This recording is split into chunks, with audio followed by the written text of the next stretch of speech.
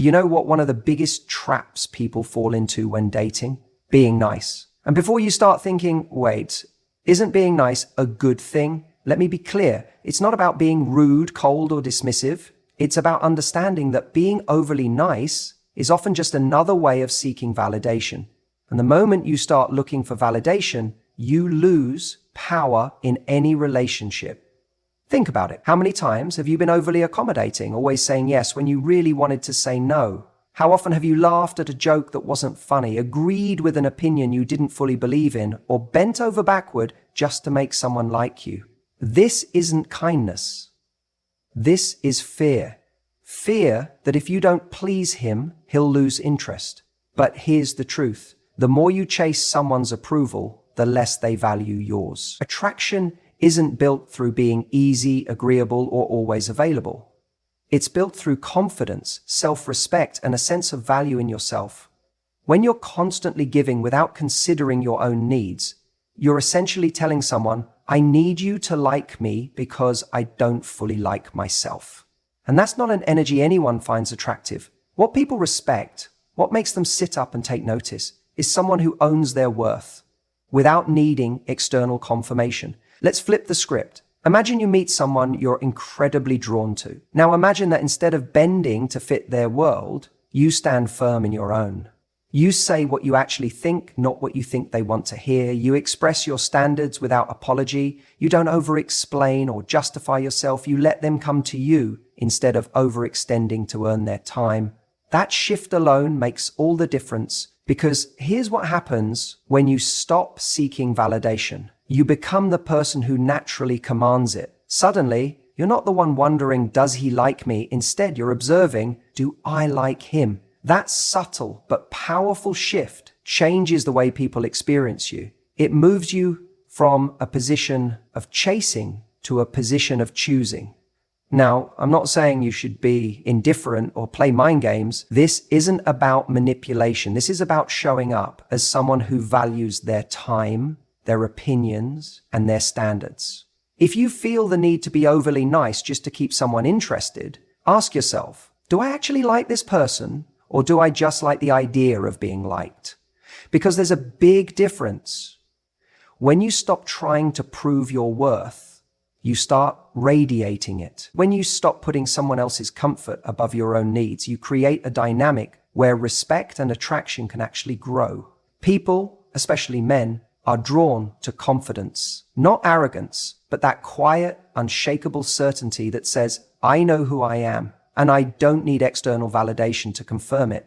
And here's the irony. The moment you stop needing validation is the moment you start getting it effortlessly. The person who doesn't need to prove anything is the one who holds the most influence in any dynamic. And that's not just true in dating, it's true in life. So if you find yourself constantly trying to be liked, trying to be agreeable, trying to be the nice person that never ruffles feathers, stop. Instead, start being the person who owns their worth and watch how the energy shifts in your favor. If you always accommodate, always say yes, always go along with what he wants, thinking that's the way to win him over, you're setting yourself up for disappointment. Not because kindness is a weakness, but because kindness without boundaries is a fast track to being taken for granted. We've been told that being agreeable, easygoing, and low management will make us more attractive. That if we don't ask for much, if we go with the flow, if we don't create waves, then we'll be the kind of woman he wants to stay with. But what actually happens? He starts to see you as someone who's always available, always there, always bending to his needs. And when someone gets used to you being there no matter what, they stop valuing you. It's not about playing hard to get. It's about showing that you have a life, a sense of self, and a level of respect for your own time and energy. A lot of people think setting boundaries means being aggressive, being difficult, or pushing people away. That's not it. A boundary is simply saying, I respect myself enough to communicate what is and isn't okay with me. When you don't do this, you end up in situations where you feel resentful, unappreciated, and emotionally drained, all because you were afraid to say, no, that doesn't work for me. You see this all the time in dating.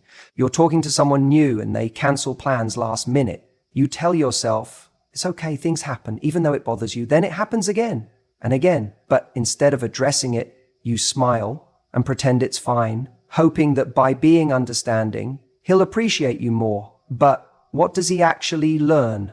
That you're okay with it, that there are no consequences to treating you as an afterthought. And suddenly, you're not a priority, you're an option. If you don't set boundaries, you're leaving it up to someone else to decide how much respect you receive. And here's the problem with that. People will always take the path of least resistance, not because they're bad, but because it's human nature. If someone can get away with putting in the bare minimum and still have you around, they will.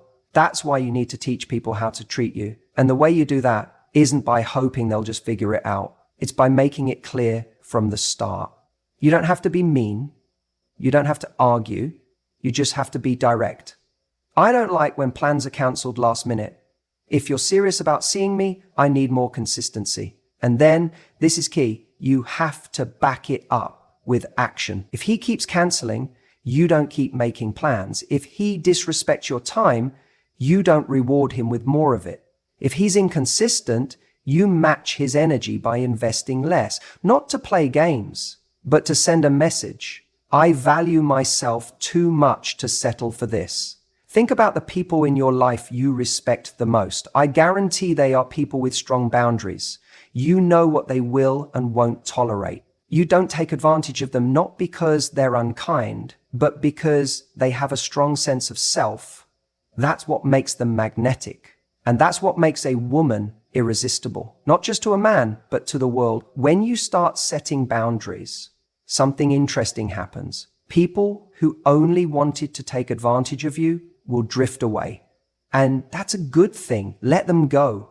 But the right people, they will rise to meet your standards. Because when a high-value woman demands respect, the right man will be more than happy to give it. So stop worrying that saying no will scare him off. The only thing it will do is filter out the wrong ones faster, and that is exactly what you want. She sat watching the world go by. Something caught her eye. It wasn't so much its color or shape, but the way it was moving. She squinted to see if she could better understand what it was and where it was going, but it didn't help. As she continued to stare into the distance, she didn't understand why this uneasiness was building inside her body. You know what the real problem is? People think being nice is what makes someone stay. But here's the truth. Nice is forgettable. It's safe. It's comfortable. And while there's nothing wrong with being kind, there is a huge difference between being kind and being overly nice. When you're overly nice, you're not being attractive, you're being predictable. And what happens when something is predictable? It becomes boring, familiar, expected. And once that happens, the excitement disappears. The curiosity is gone, the challenge vanishes, and so does the attraction. The key is not to be mean or difficult, but to be playfully challenging. Because here's the secret. People don't fall for those who are just nice. They fall for those who bring energy, excitement, and a little bit of unpredictability into their lives. When you challenge someone in a playful way, you create tension. The good kind of tension that keeps them engaged, that keeps them on their toes, that makes them think, I can't quite figure this person out.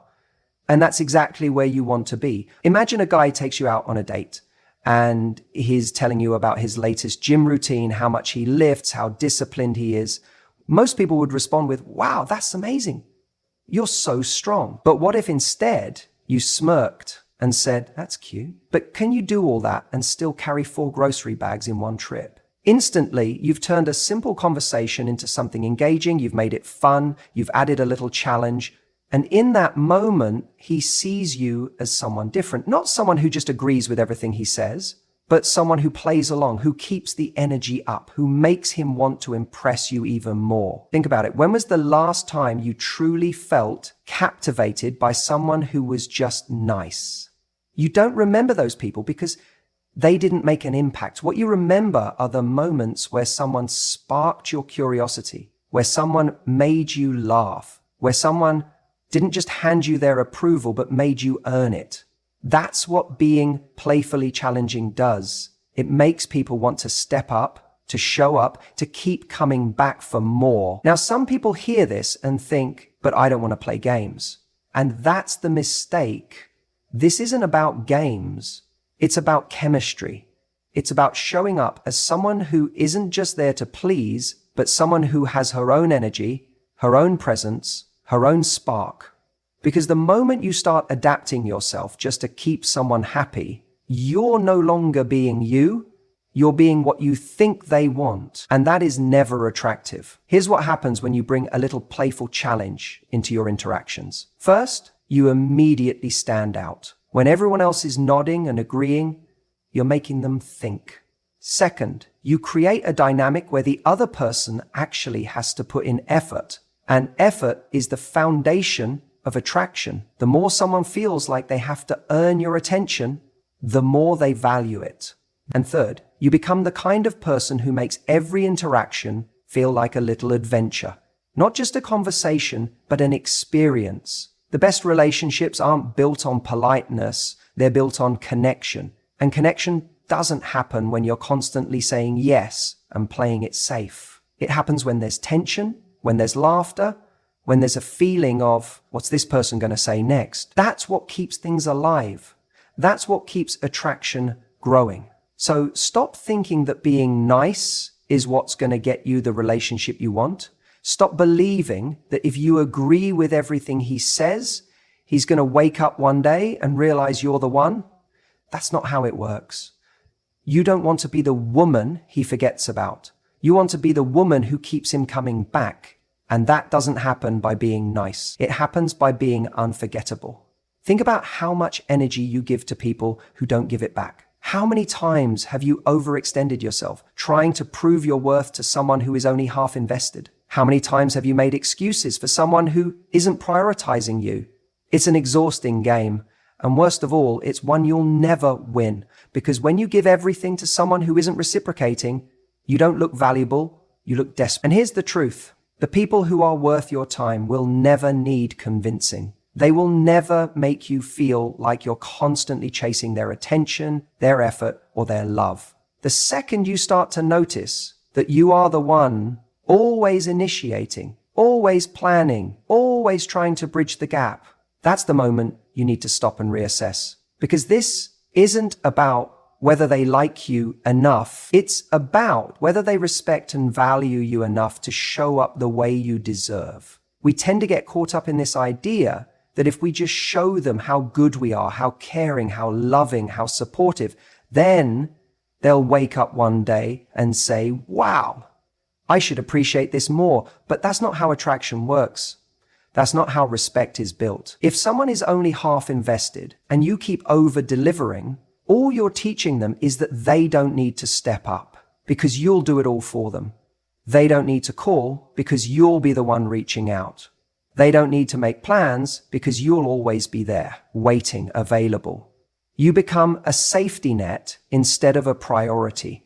Now, let's flip this dynamic. Imagine for a moment that instead of investing in people who aren't showing up for you, you only gave your time and energy to those who matched your effort. Imagine what it would feel like to be met with the same level of enthusiasm, interest, and commitment that you bring to the table. Imagine what it would feel like to know that when you step back, the other person steps forward, not disappears. That's what high-value people do. They don't convince, they don't beg, they don't lower their standards to accommodate someone's bare minimum. They recognize the imbalance early and they act accordingly. And the way you act accordingly is by matching effort. If he texts you sporadically, stop being the one who always follows up. If he only makes last-minute plans, stop saying yes every time. If he takes you for granted, show him what it feels like when you're no longer an option on his terms. Not in a game-playing, manipulative way, but in a self-respecting, confident way that says, I invest in those who invest in me. Now, some of you might be thinking, but what if he's just busy? What if he doesn't realize? What if he just needs a little more time? And to that I say, stop making excuses for people's lack of effort. Busy people make time for what they care about. Confused people figure it out when they want to. And if someone truly values you, they won't need repeated reminders to treat you right. We have to stop clinging to potential. Potential is a dangerous thing to invest in. because it's not real. It's just a version of someone that exists in your head, not in reality. The only thing that matters is how someone is showing up right now, not who they could be, not who they might become if they just realized what they had, who they are today. And here's where this gets even more powerful. When you stop over-investing in people who are under-invested in you, you create space for the right people to come in. You create space for relationships that are balanced, fulfilling, and healthy. Because every time you hold on to the wrong person, you delay meeting the right one. So the next time you find yourself over-explaining, over-giving, or over-accommodating, take a step back. Ask yourself, is this effort being matched? Or am I just afraid of losing something that was never really mine to begin with? And if the answer is the latter, it's time to redirect that energy back to yourself. The moment you stop proving your worth and start expecting mutual effort is the moment everything changes. The right people won't need to be convinced. They'll just show up. Stop worrying about scaring him off. That fear, that hesitation, it's exactly what keeps you stuck in situations where you're not getting what you want. How many times have you held back, swallowed your words, or downplayed what you truly felt just to avoid rocking the boat? You didn't want to seem too demanding, too intense, too much. So instead, you stayed quiet. You convinced yourself, maybe if I'm patient, if I just wait a little longer, he'll come around. But let me ask you something. Has waiting ever made a man suddenly wake up and treat you better? Has silence ever translated into respect? No. What it does is teach him that he never has to step up because you won't say anything.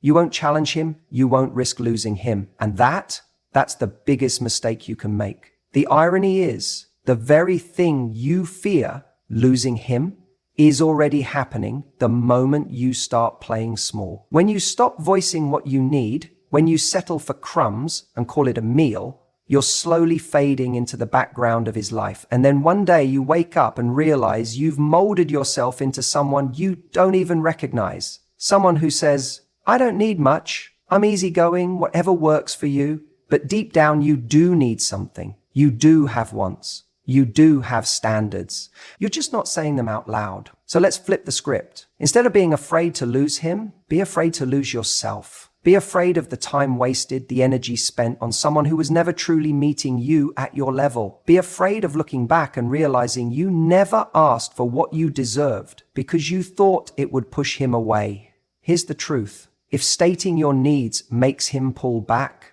good. Let him go.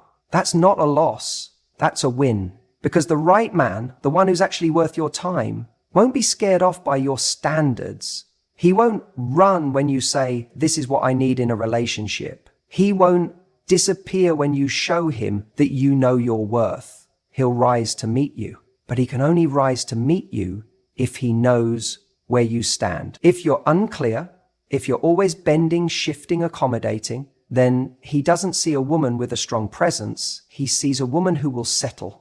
And the second he knows you'll settle, he stops trying. He stops pursuing, stops appreciating, stops valuing you. You've seen it happen. In the beginning, he was making an effort. He was thoughtful. He was present. He wanted to impress you. And then somewhere along the way, the dynamic shifted. He got comfortable and you let things slide. You told yourself, it's fine. He's just busy. He's just stressed. I don't want to pressure him. But deep down, you felt it, that slow erosion of effort. The unanswered texts that used to come instantly, the dates that turned into last-minute plans, the energy that once pulled you in, now barely holding on. And what did you do? You tried to make up for it. You became more available, more understanding, more accommodating. You put in extra effort thinking it would balance things out. But it never does it? Because attraction doesn't work that way. You can't overcompensate for his lack of effort by giving more. That's not how you create desire. That's how you train him to do less. If he's interested, he'll show you. If he values you, he'll make it known. And if he doesn't, if you're constantly left wondering, analyzing, making excuses for him, then he's already made his choice. You're just refusing to accept it. So stop fearing the wrong thing. Stop fearing that asking for what you want will push him away. Instead, fear what happens if you don't. Fear waking up one day and realizing you've spent months, maybe even years, waiting for someone to treat you right when you could have been with someone who already knew how. The right man won't need convincing. He won't need testing. He won't need you to prove why he should treat you well. He'll do it because he wants to. And if that's not him, then you walking away is not a loss. It's a lesson for him and a win for you. A high-value woman doesn't rely on being nice to be loved. She isn't trying to impress by being agreeable, by always saying yes, by over-giving, or by suppressing her own needs just to make someone else happy. She operates from a place of deep self-respect, and that's what makes her magnetic. When you truly understand your worth, you stop chasing. You stop trying to earn someone's love like it's a prize for good behavior. You realize that love isn't about proving you're worthy. It's about recognizing the right fit, and that requires knowing who you are and standing firm in it. When a man meets a woman who has this level of self-respect, he senses it immediately. It's in the way she holds herself, in the way she speaks, in the way she doesn't anxiously fill every silence with words just to maintain his attention. She doesn't try to be everything he wants just to keep him interested. She isn't afraid to voice her opinions, even if they're different from his. She challenges, she teases, she engages, but never at the cost of her own authenticity. That's what makes her unforgettable. Too often I see amazing women lowering their standards because they think that's what it takes to keep a man. They accommodate, they compromise in ways that leave them feeling empty. They stay silent when they should speak up. And what happens? They become easy to take for granted. The more you shrink yourself to fit into someone else's life, the less they value you. The truth is, attraction isn't about how much you do for someone. It's about the energy you bring into the dynamic. A high-value woman isn't trying to win someone over. She shows up fully as herself, and she expects that same level of investment in return. This isn't about playing games. It's not about pretending to be aloof or uninterested. It's about knowing that your time, energy, and love are precious. A woman with this mindset doesn't wait by the phone. She doesn't tolerate inconsistency, and she doesn't waste her time with someone who isn't showing up for her in the way she deserves. If he's interested, he'll show it. And if he's not, she's already moving on because she understands that the right man will never make her feel like she has to prove her worth. Men are naturally drawn to a woman who values herself. It's not because she's playing hard to get. It's because she genuinely has a life that she loves, standards she upholds, and a sense of self that isn't dependent on whether or not someone chooses her. She's not afraid to say no. She's not afraid to walk away if something isn't serving her. And that energy, that confidence, creates an irresistible pull. It tells a man, I choose to be here, but I don't need to be here. And when a man knows that he has to show up in a meaningful way to be part of her life, that's when he steps up. So many women believe that being nice is their biggest asset. But let me tell you something. Niceness without boundaries is not kindness. It's self-sacrifice. And when you make yourself smaller just to make someone else comfortable, you send the message that you don't see your own worth. But when you carry yourself as someone who has something valuable to offer, not just in a relationship, but in life, you change the game. You stop attracting men who only take, and you start attracting men who recognize and appreciate what you bring to the table. If you want to be truly magnetic, stop trying to be liked and start being respected. Stop saying yes to things that don't align with you. Stop tolerating mixed signals. Stop playing small. The woman who isn't afraid to show up as herself, boldly, confidently, unapologetically, that's the woman who commands presence. That's the woman who isn't forgotten. That's the woman who gets the kind of love that's built on something real.